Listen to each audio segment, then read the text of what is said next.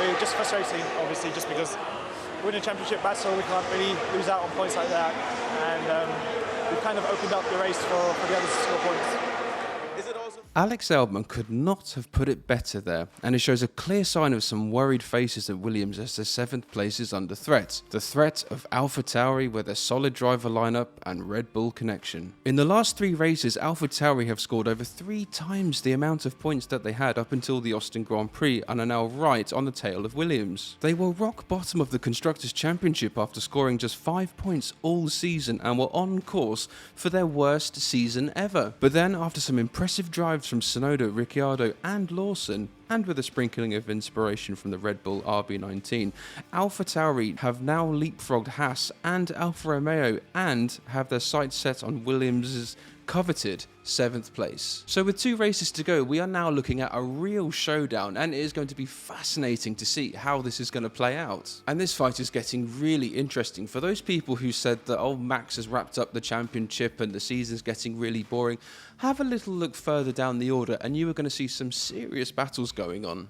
But before you take a look at the Constructors' Championship, why not hit subscribe and support the channel? It's just right down there. Cheers. Williams are on course for what could be their highest finish in the Constructors' Championship in years, after finishing bottom on a regular basis bar 1 season since 2018. Williams are fighting tooth and nail for this 7th place in the Constructors' Championship because it represents their growth and redevelopment as a team. And Albon has been the keystone of Williams' season, scoring all but 1 of Williams' points. And if Williams score good points at Vegas and Abu Dhabi, well, they could end the season with more points than they've scored in the last 4 seasons combined. This would then allow them to set their sights higher for 2024, join that midfield battle that's happening above them, and just build on this momentum. With James Vowles in charge, Albon at the wheel, and Pat Fry coming on board, it's looking pretty good for Williams. Also, with Mike Elliott leaving Mercedes, I have a feeling Vowles might have had a part to play in this. I guess we'll just have to wait and see. And a few spaces down the pit lane, we have AlphaTauri, who were on course for their worst season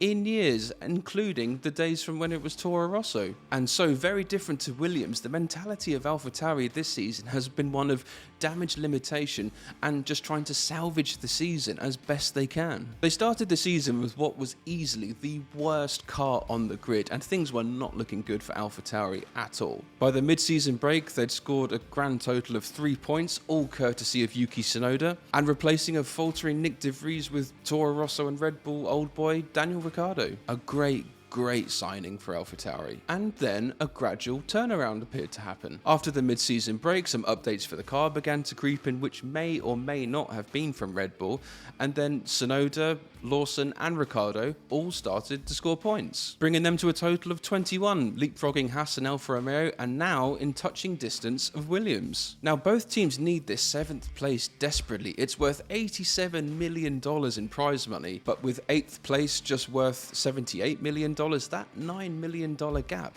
is a huge difference for these teams lower down the order. But both teams need that 7th place for very different reasons. So just to take a look at Williams, it will give further evidence that they are on the comeback and they are rejuvenating and they can start joining the midfield pack and ultimately scoring podiums and perhaps winning races again. It's also adding a lot more value commercially to the team, and we've actually started to see more sponsors appearing on the side of the Williams, which is great to see from their point of view. And it's not just value in commerce. Other drivers will want to be part of a team that has value and is on the rise, so perhaps there's a possibility they can attract better drivers going forward. Top talent will want to be a part of Williams if this recovery continues. Meanwhile, AlphaTauri, who are currently in damage limitation mode, need to maintain their status as best of the back markers, as they normally make a habit of finishing in the top of the bottom third of the Constructors' Championship. And with this in mind, they'll be looking to finish the season as soon as possible and get their hands on that Red Bull car and all the data that comes with it. They will see this season as a blip, and they'll want to return as strong as possible next year. It's all gone a bit quiet, but in 2024, the AlphaTauri name will disappear from F1, and the team will be renamed under a new title sponsor, which is still unconfirmed. Or is it? Because I think what the team is going to be called next year is actually very much confirmed. It's probably a done deal. But what isn't confirmed yet is the price a title sponsor will have to pay to Red Bull to name the team. And what price does this depend on? It depends on where AlphaTauri finish in the Constructors' Championship. So for AlphaTauri, the difference between finishing 7th and 8th could adjust this race by millions of dollars. You know, brands such as Adidas and Hugo Boss have been named, but we'll just have to wait and see. Please don't be Hugo Boss Bulls Racing. It is the worst team name I have ever heard. But just switching over to the driver's side, each team has 2 drivers that they're relying on to score points and secure that 7th place.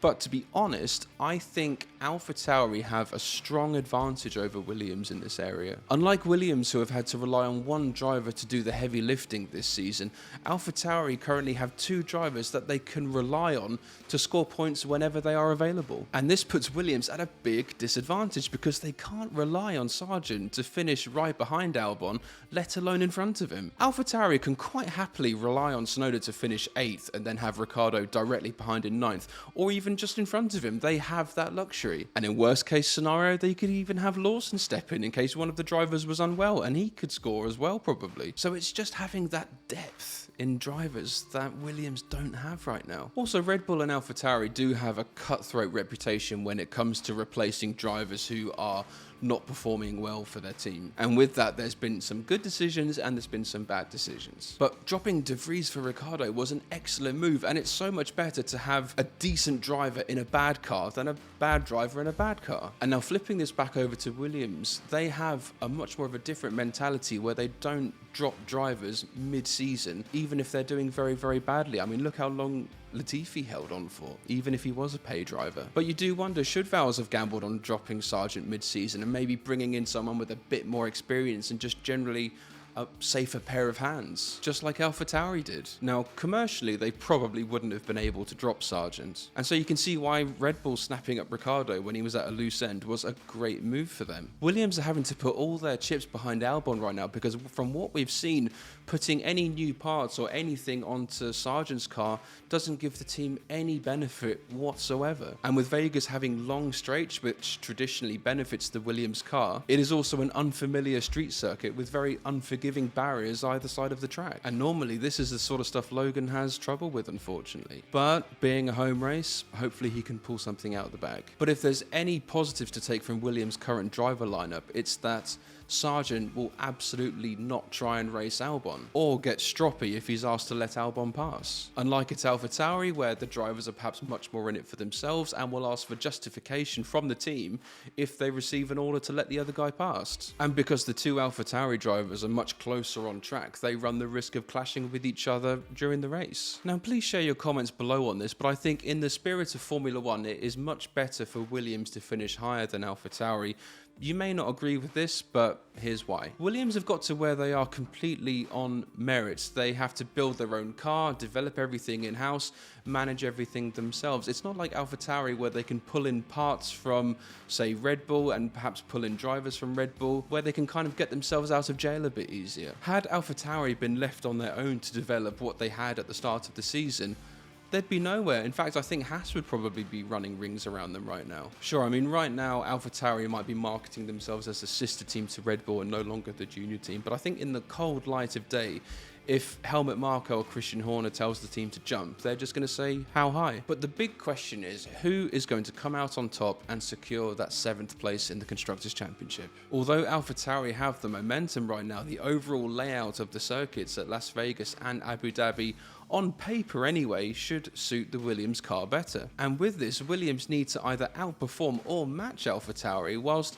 AlphaTauri have a job of trying to take points off Williams at both races. But AlphaTauri do have that more complete driver lineup, and that can make such a difference, particularly in difficult conditions, as the Vegas race is apparently going to be one of the coldest on record. So I'm going to say that Williams are going to do it. They'll get the 7th place, but there won't be much in it. It will be by a thread. Let me know your predictions in the comments. Who is going to come first out of this, Williams or AlphaTauri? So there we go. Please be sure to give the video a like and check out some of the other content. And if you haven't clicked subscribe already, please do. Cheers. See you later.